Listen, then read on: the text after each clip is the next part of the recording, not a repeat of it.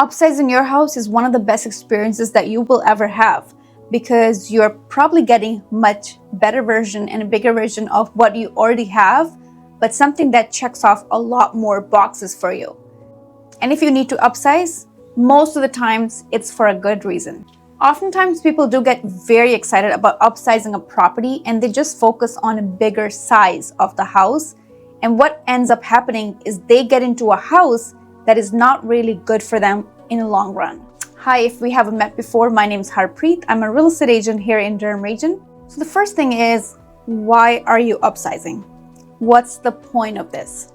There's normally an underlying desire that you have to move, but dig deeper, ask yourself, why are you really moving? Majority of the times it's going to be for more space and more functionality and maybe some features, but also the house you live in does depict a lot of other things, like the kind of community that you want to live in, the kind of school district that you want your kids to go to. So think about all those things, and then you can manifest the right house in the right location for yourself. Now, step number 2 to upsizing is double check with your lender. Probably you're going to be using a lot of equity from your house and you're going to be paying a bigger chunk of down payment, and you might be getting more mortgage as well because the price of the house that you buy is going to be a lot more than what you sell for.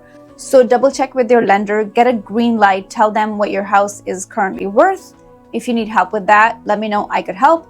And then get a green light before moving forward.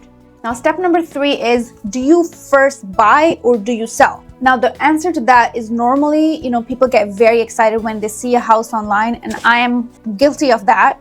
When you see something online, you love it. You're like, oh my God, I really want to put an offer on this property, but you haven't sold your property. This can put you in a difficult situation. So selling is always recommended to be done first, because that way you know exactly how much money you can put into your new house and you have that peace of mind that your house is already sold. Now, some people I have come across where, rightfully so, they think that once they sell, they might not find a property that they're looking for. Now, that is true. Sometimes that could happen, especially when you're upsizing. You do have a lot of criteria that you would love to have.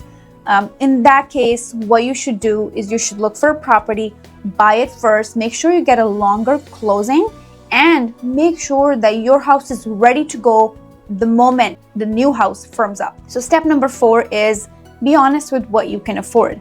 Because when you have a smaller mortgage, right, on your current property, or sometimes people have no mortgage on their property, now you have a lot of income coming in and your lifestyle is according to that income. Let's say you get a new property and of course the price is more, your lifestyle has to be adjusted according to that. Just make sure you're ready for that mentally and you're ready to make some cuts in the other things if you need to in order to pay for that extra expense per month.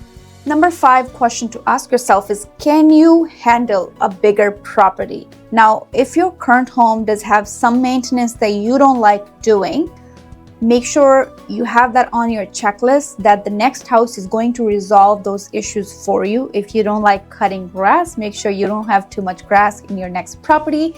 If you're not that great at putting chemicals on time into your pools, make sure next property, if you want a pool, make sure it has a saltwater pool.